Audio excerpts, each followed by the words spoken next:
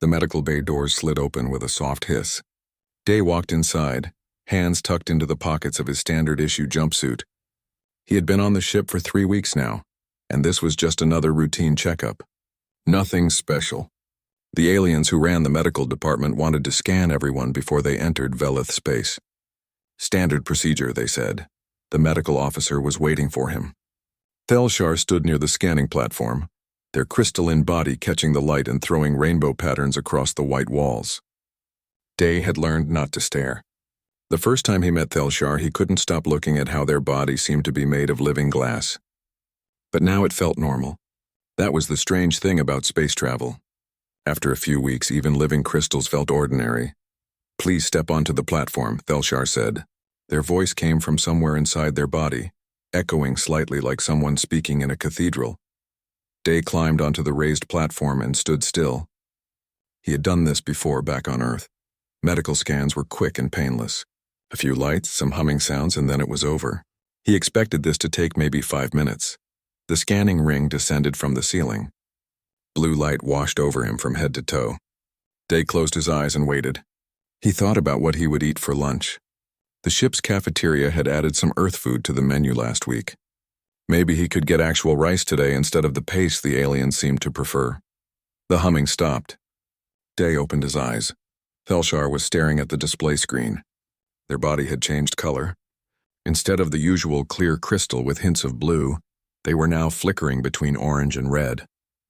Dee had learned that meant alarm or distress. "Is something wrong?" Day asked. Thelshar didn't answer. They touched the screen with one crystalline appendage zooming in on something.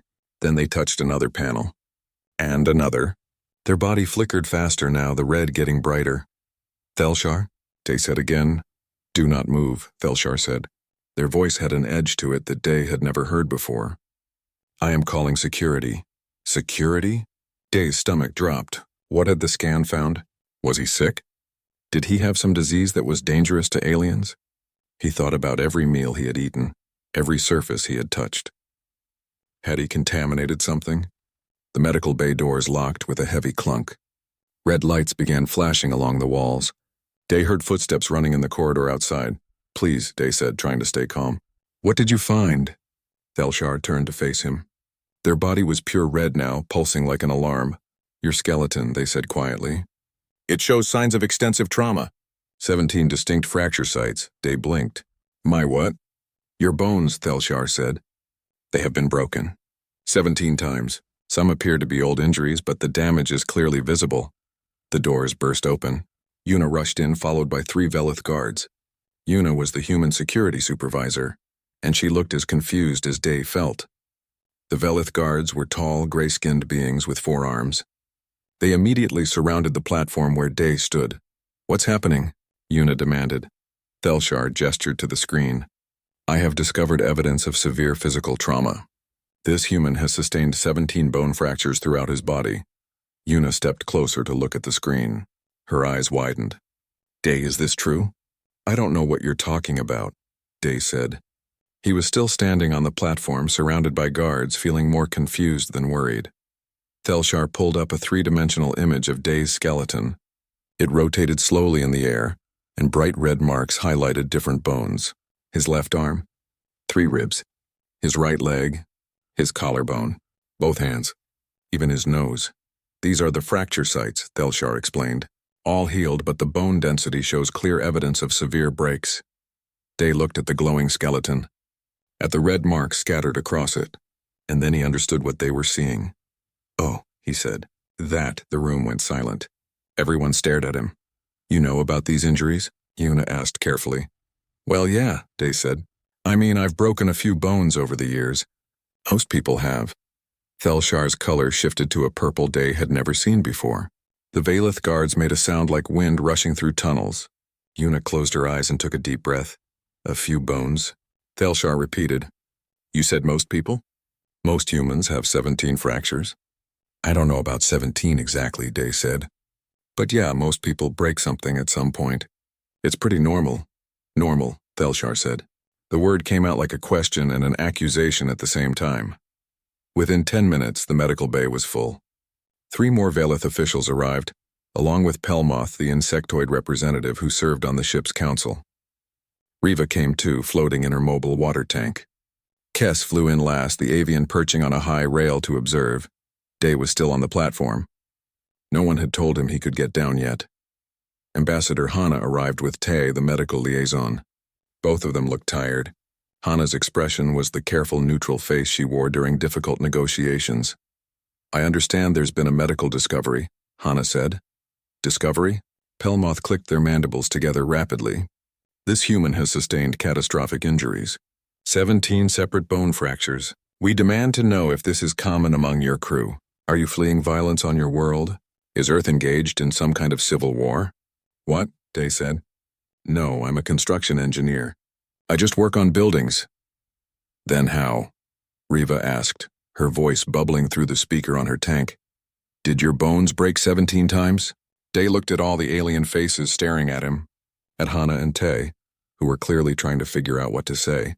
At Yuna, who had her hand over her mouth. At the three-dimensional image of his skeleton still rotating in the air.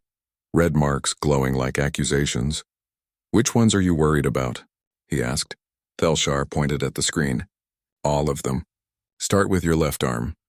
Day looked at where the radius and ulna were marked. "Oh, that was when I was 9.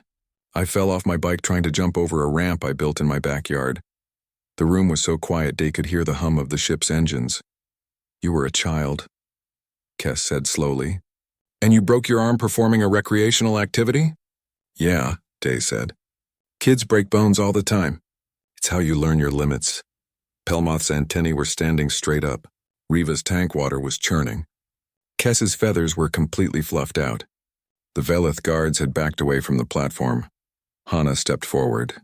"Perhaps we should have a longer conversation about human biology and Earth's environmental conditions."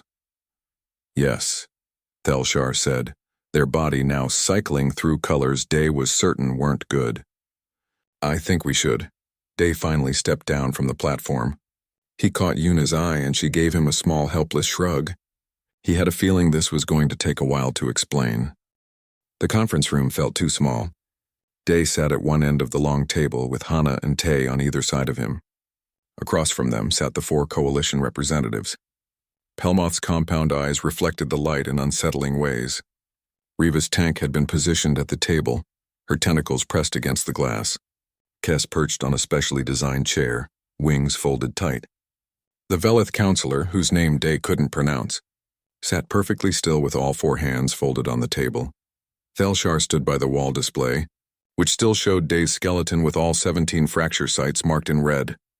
"We need to understand the nature of these injuries," Pelmoth began. "In our species, a broken exoskeleton never truly heals. We require synthetic replacements.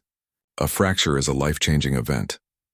For my people," Riva added, her voice bubbling through the speaker, "damage to our cartilaginous structure means permanent disability. We dissolve the damaged section and regrow it. But the process takes years and is extremely painful." Kess ruffled their feathers. "My bones are hollow, light. A single break is often fatal. We do not survive falls." The Velith counselor spoke last. "We can repair broken bones, but they never regain their original strength. A Velith with a healed fracture lives with that weakness forever." Day was starting to understand why everyone had panicked. He looked down at his hands, thinking about the 2 fingers he had broken. They worked fine now. Better than fine, actually. He never even thought about them. "For humans," Day said slowly, "broken bones heal.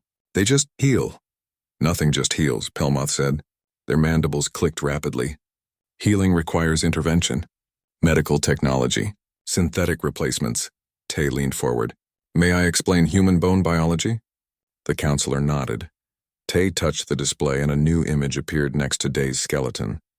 It showed a bone, then zoomed in to show the structure at a cellular level. Human bones are living tissue. They're constantly rebuilding themselves through cells called osteoblasts and osteoclasts. When a bone breaks, these cells go into overdrive.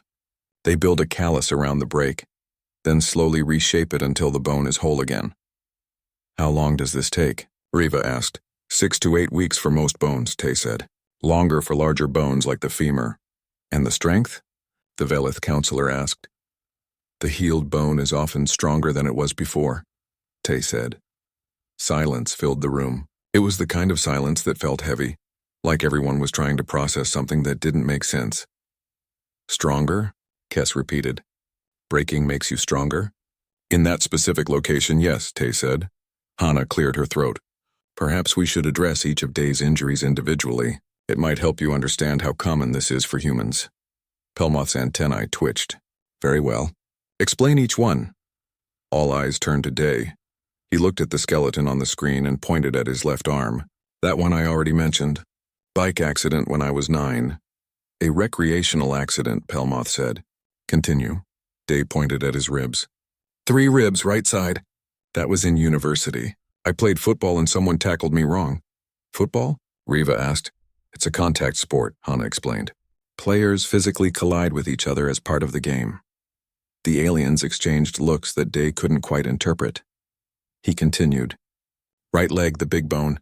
That's the femur, right? Skiing accident when I was 19. Skiing, the Velith counselor said flatly. Another recreational activity? Yeah, Day said. I went down a slope too fast and hit a tree. You hit a tree, Kess said, and survived. Well, I broke my leg, but yeah. I was fine after a few months. Day worked his way through the list. The collarbone from a motorcycle accident. 2 fingers caught in equipment at a construction site. His tailbone from slipping on ice. The smaller leg bone from a hiking accident. His nose, which he had broken twice. Twice? Pelmoth interrupted. You broke the same bone twice? Once in a bar fight when I was 22, Day said. I know, that was stupid. And once playing with my nephew. He headbutted me by accident. A child broke your facial bone, Riva said. He was 4. Didn't mean to. The wrist bone from skateboarding. The foot bones from dropping a toolbox. When Day finished, no one spoke for a long moment. Finally, Pelmoth said, You engage in activities knowing you might break your skeleton? I mean, I don't try to break bones, Day said. But yeah, sometimes accidents happen. That's just life. That is not life, the Velith counselor said firmly. Life is avoiding risk. Protecting oneself from harm. On Earth, Hana said carefully, we have a different relationship with physical risk. Our planet is dangerous. High gravity. Aggressive predators. Extreme weather.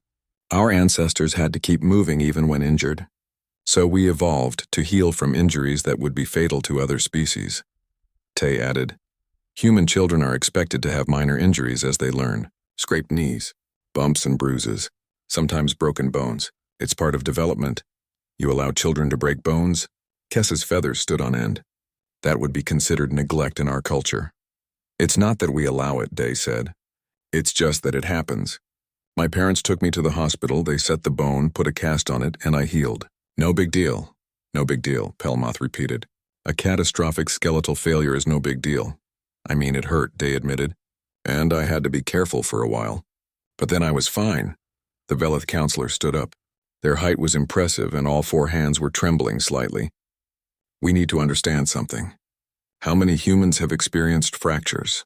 Hana and Tay exchanged glances. Most of them, Hana said. I would estimate 60 to 70% of humans break at least 1 bone during their lifetime. 70%. Riva's tentacles pressed harder against the glass. Your entire species is walking around with healed fractures. Well, yes, Tay said. And you don't consider this a crisis?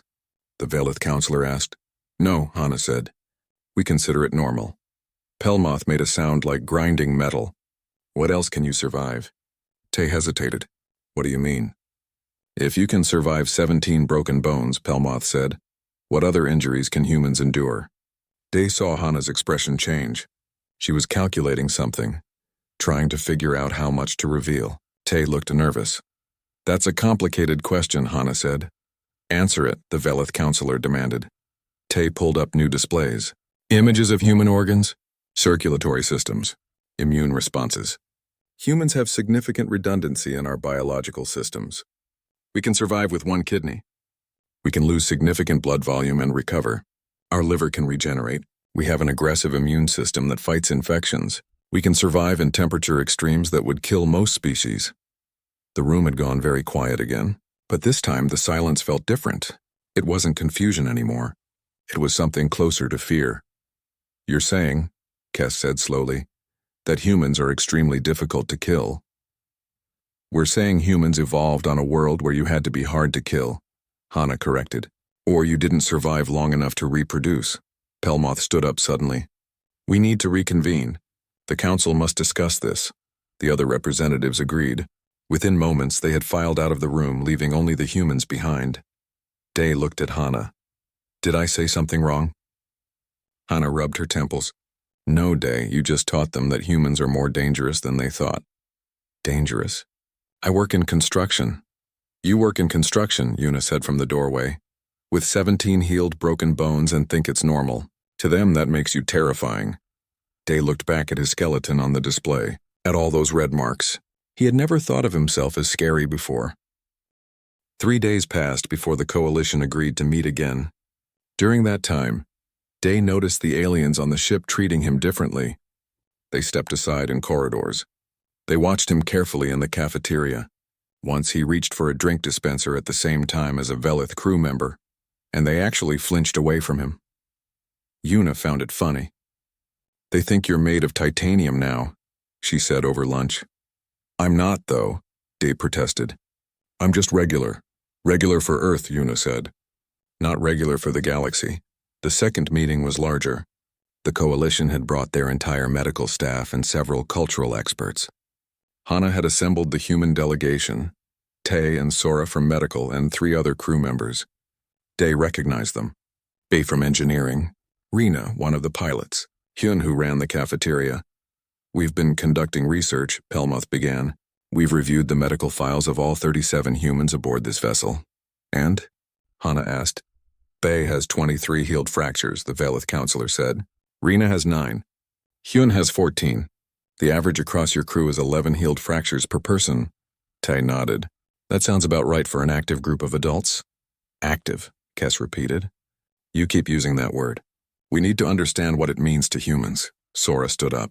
She was older than Tay, with gray streaking through her hair.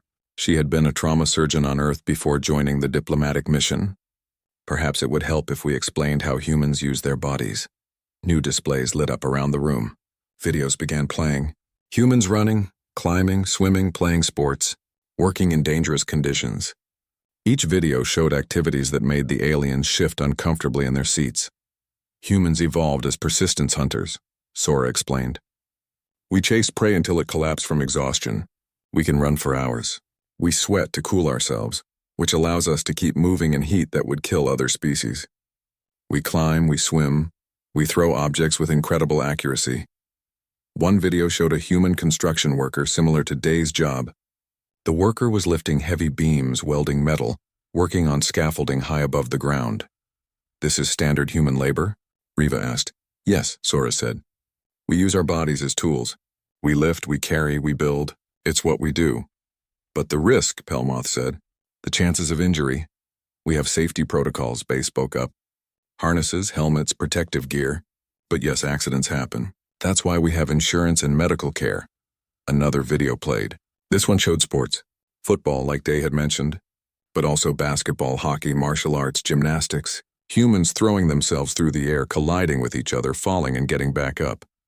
This is recreation, the Velith counselor said. It wasn't a question.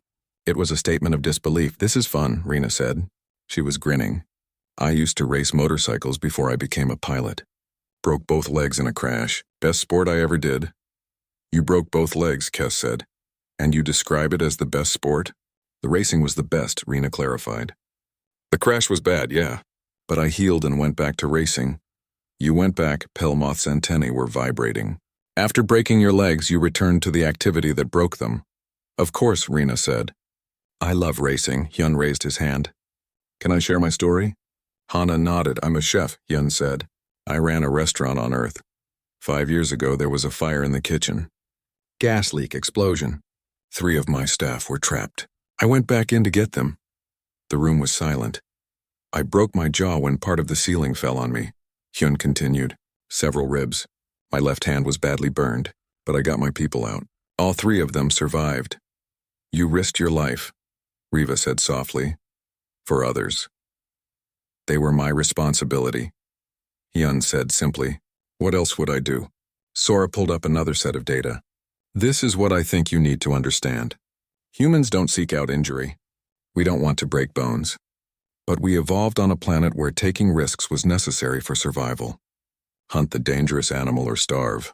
Climb the cliff to escape the predator. Run through the fire to save your tribe. Our bodies adapted to survive these situations. Your bodies adapted, the Velith counselor said, by becoming nearly indestructible. Not indestructible, Tay corrected. We can die, we do die. But we can take more damage than most species and recover from it. Show them the regeneration data, Hana said quietly. Tay looked reluctant, but he pulled up new information. Human liver tissue can regenerate completely. We can lose up to 70% of our liver and it will grow back within months. The alien stared. Our blood replenishes itself constantly. We produce 2 million red blood cells every second. We can lose 30% of our blood volume and survive without transfusion. Our immune system, Sora added, is extremely aggressive.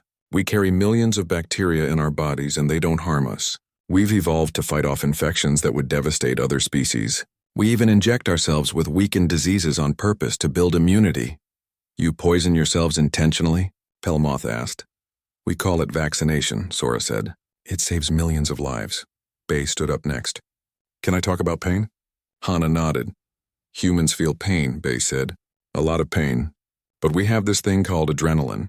When we're in danger, our bodies release it. It makes us stronger, faster. It suppresses pain.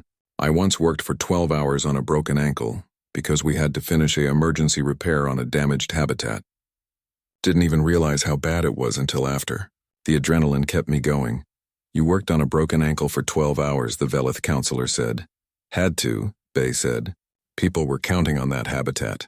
What was I supposed to do, let them down because my foot hurt? Kess made a sound like a whistle. This is the human philosophy? Endure pain to help others?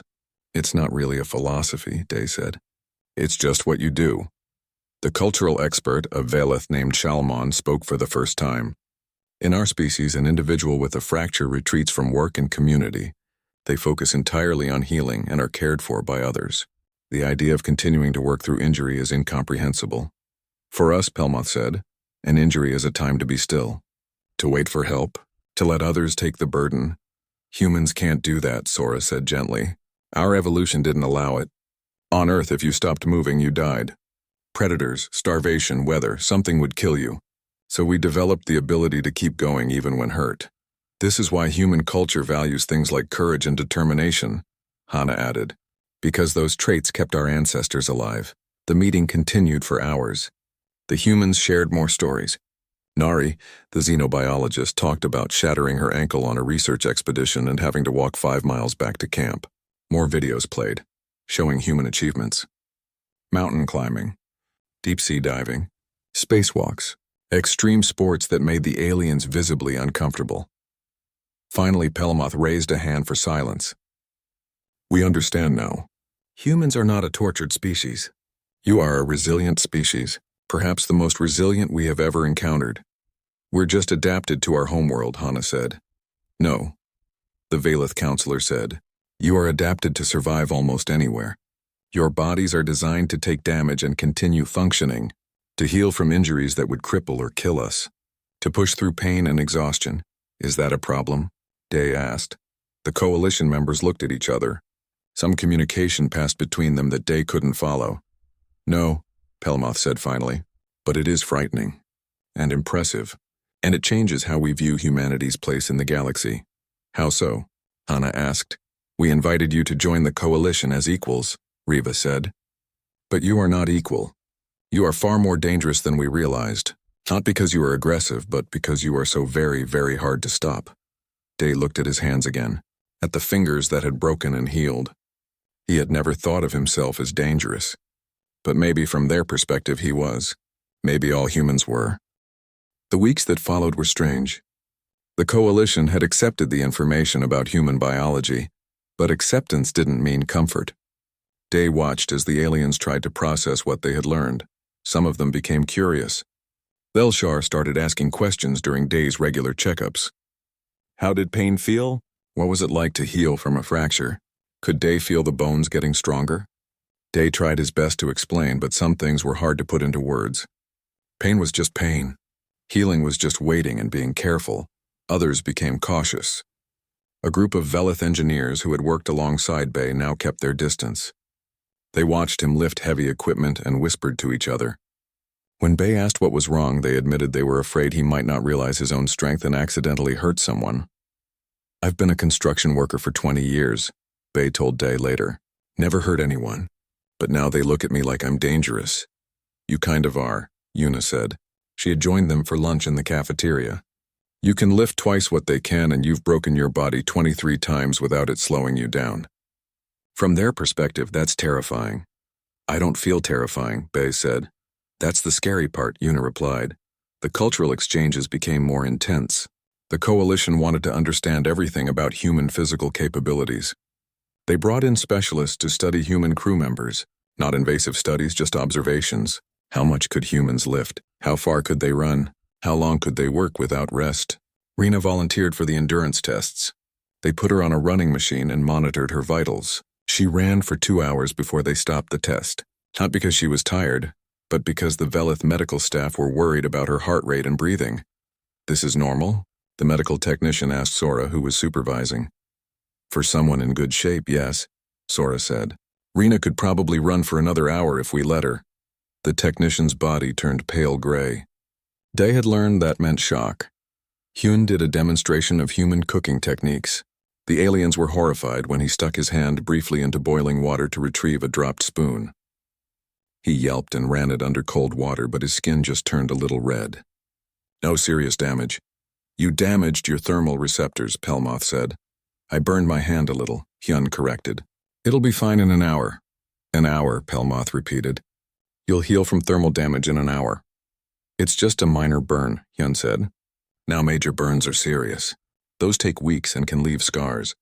The fact that there were degrees of burning, and humans could recover from the minor ones quickly, seemed to disturb Pelmoth deeply. Day's own contribution came when Shalamon, the cultural expert, asked him about human childhood. They sat in one of the observation lounges looking out at the stars. "You said children break bones while learning," Shalman said. "Can you explain this process?"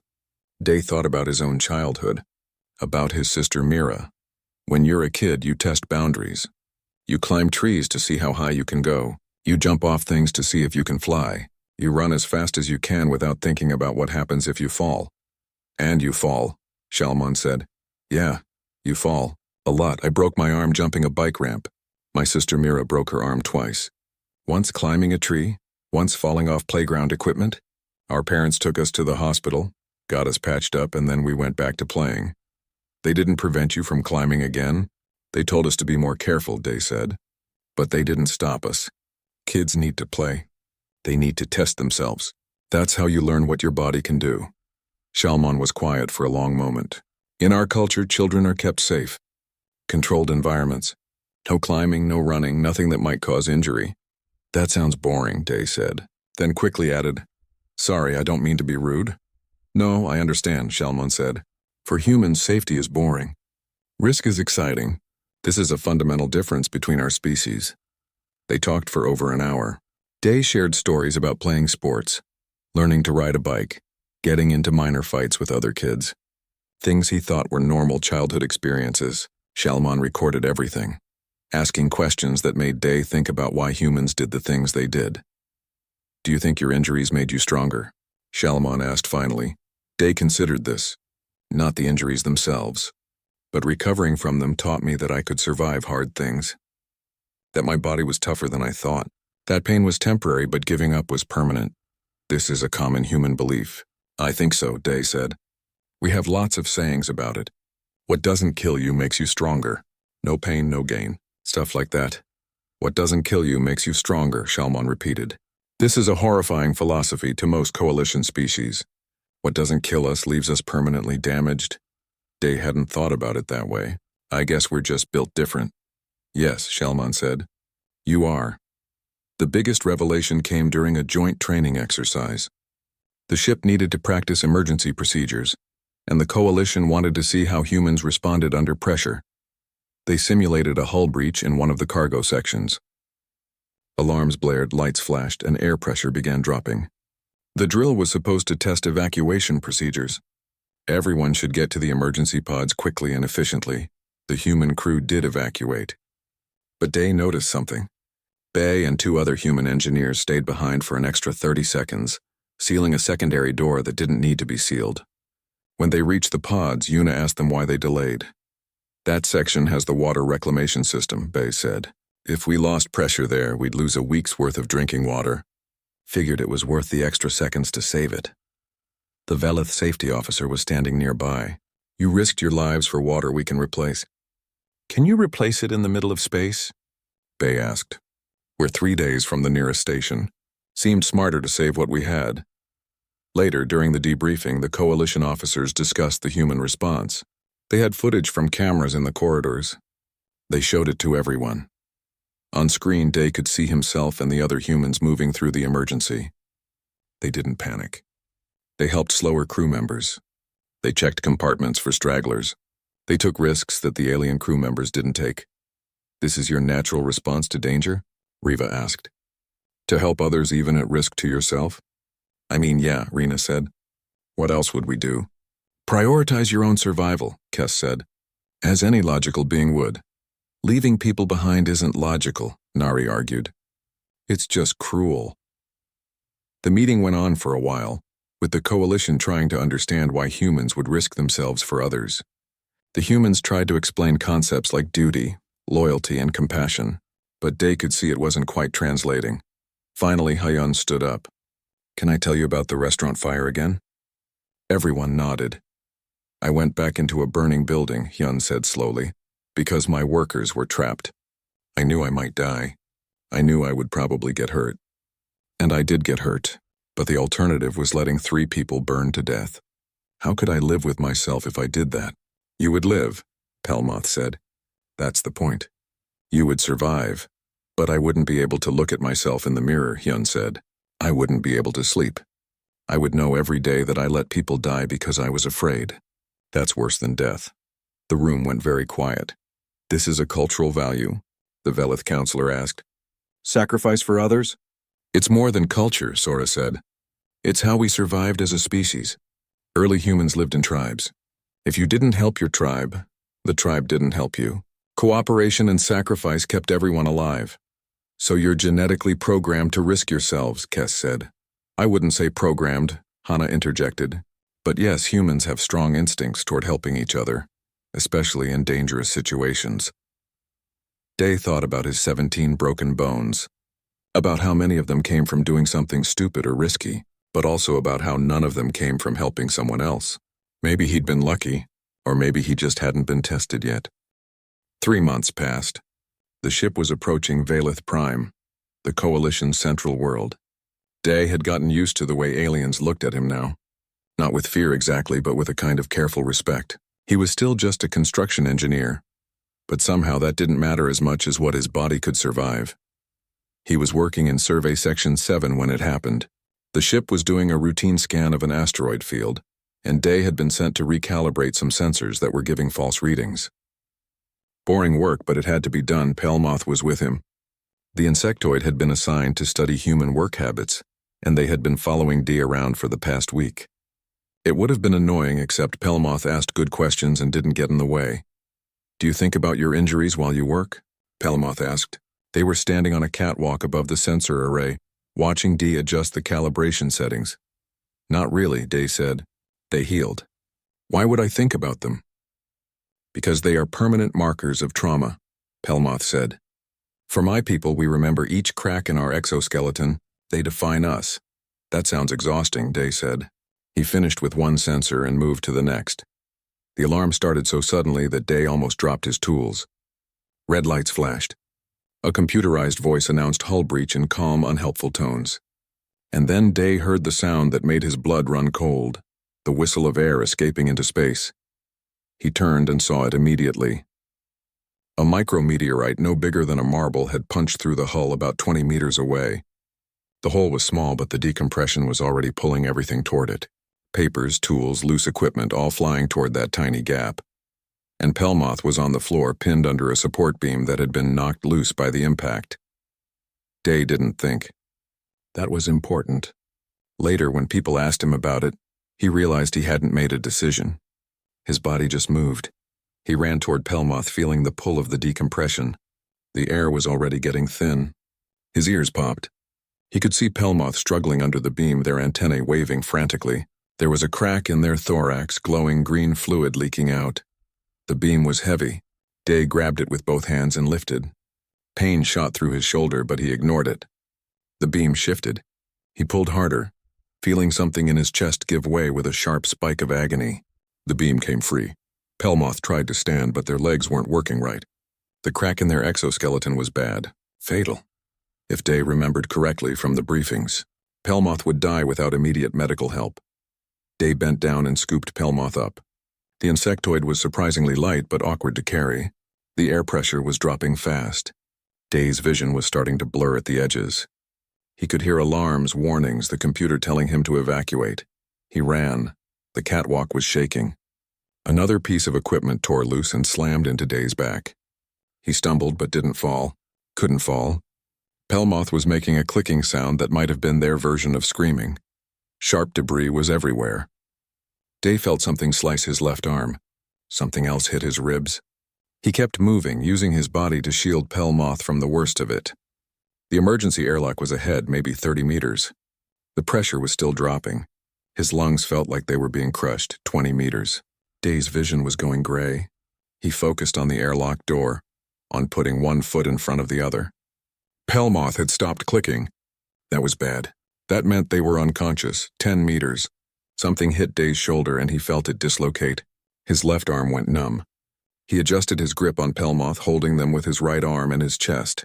5 meters. The computer was counting down. The section was going to seal in 15 seconds, whether anyone was inside or not. Day ran faster than he thought possible, his lungs screaming for air that wasn't there. The airlock. He fell through the door more than ran through it. The door slammed shut behind him. Air rushed back in. Day collapsed on the floor, still holding Pelmoth. The world was spinning. Day could hear voices, running footsteps, alarms. Someone was pulling Pelmoth from his arms. Someone else was trying to get him to lie still.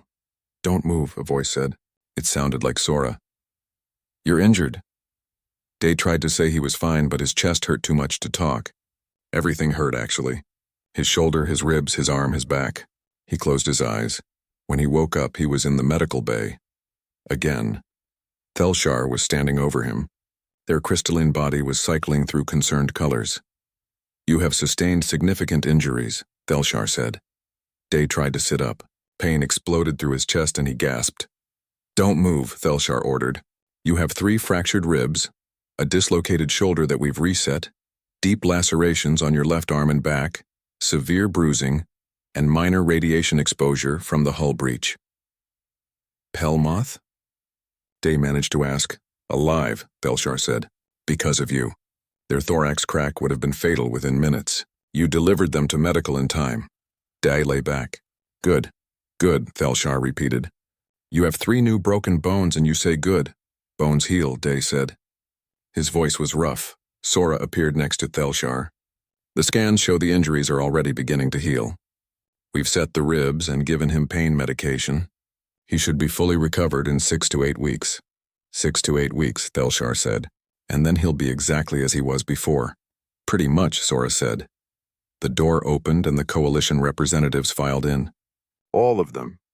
Pelmoth came last, moving slowly on their 6 legs. Their thorax was wrapped in some kind of synthetic material. "You knew you would be injured," Pelmoth said without greeting. "Why did you not wait for proper equipment?" "For the emergency response team?" Day looked at them, at the synthetic patch on their thorax, at the way they were standing unsteadily. "How long until the emergency team arrived?" 14 minutes, Pelmoth said. "You would have been dead in 5, Day said. Bones heal. You don't." Silence filled the medical bay. Finally, the Velith counselor spoke. "This is the human way. You endure pain to save others, yeah," Day said. He tried to shrug and immediately regretted it as pain shot through his shoulder. Riva moved closer. Her tentacles pressed against the glass of her tank. "We have been afraid of humans. Of your strength, your resilience, your capacity for violence. But we've been looking at it wrong. How so?" Hana asked. She had arrived at some point and was standing by the door. "You are dangerous," Kes said, "but not to us. You are dangerous to anything that threatens those you have decided to protect. We didn't evolve to be predators," Sora said quietly. "We evolved to be survivors. And we survived by helping each other survive. Pelmoth moved to stand directly next to Day's bed. I was taught that injury defines you. That damage is permanent. But you have shown me something different. You have shown me that breaking is not the same as broken. Day smiled despite the pain. That's pretty deep for a construction worker. You are not just a construction worker, Pelmoth said. You are a human, and we are beginning to understand what that means. The weeks that followed were easier. Day's ribs healed slowly, kept immobile by the medical wrapping. His shoulder was sore but functional. The cuts on his arm and back closed and scarred. He spent a lot of time in the medical bay, and Thelshar added the new injuries to his file with what Day would have sworn was amusement. 20 fractures now, Thelshar said during one checkup.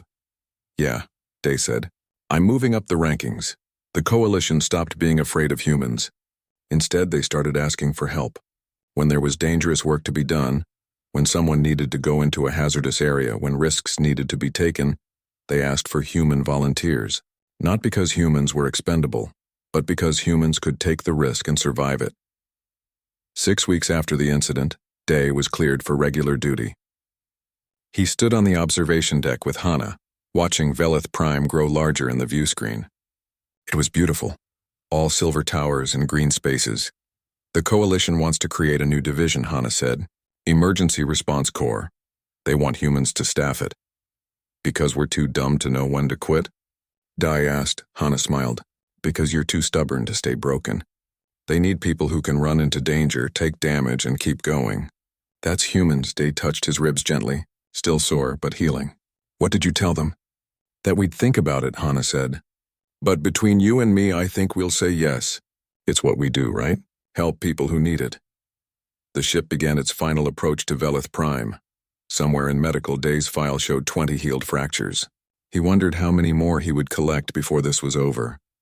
Probably a few. That was just life as a human in space. He looked at his reflection in the observation window. Same face, same body, but somehow different now. Not because of what he could survive, but because of what he chose to survive for. The coalition had been right about one thing. Humans were dangerous, not because they were violent or aggressive, but because they refused to break. They bent, they cracked, they fractured, but they healed. They got back up. They kept going. And that Day was beginning to understand was the most terrifying and wonderful thing about being human.